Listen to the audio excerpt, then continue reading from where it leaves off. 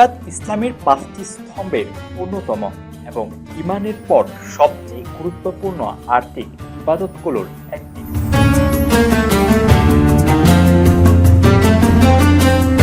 নামাজের পর যে ইবাদতের প্রতি ইসলামে সবচেয়ে বেশি গুরুত্ব দেওয়া হয়েছে তা হল যাকাত। যাকাত শব্দের অর্থ পবিত্রতা, পরিশুদ্ধতা, পরিচ্ছন্নতা ও প্রবৃত্তি।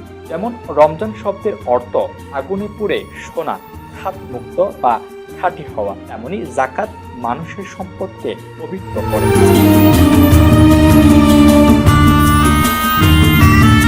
সূরা আল বাকারা এর 110 নম্বর আয়াতে বলা হয়েছে, নামাজ কায়েম করো এবং যাকাত প্রদান করো। ইসলামী বিধান অনুযায়ী দৈনন্দিন প্রয়োজনীয় খরচ বাদ দিয়ে কারো কাছে 52.5 তোলা রূপা বা 7.5 ভরি স্বর্ণ কিংবা সমমূল্যের নগদ অর্থ ও ব্যবসায়িক সম্পদ এক চান্দ্রবছর পূর্ণ থাকলে তার উপর যাকাত ফরজ হয়। বর্তমানে রূপার হিসাব অনুযায়ী আনুমানিক 84,000 টাকার সমপরিমাণ সম্পদ থাকলে যাকাত দিতে হয়।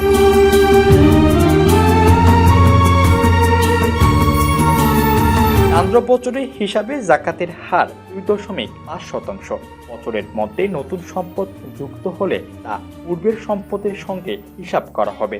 সময় মতো যাকাত আদায় করলে সম্পদ পবিত্র হয় এবং সমাজে ন্যায় বিচার প্রতিষ্ঠায় সহায়তা করে।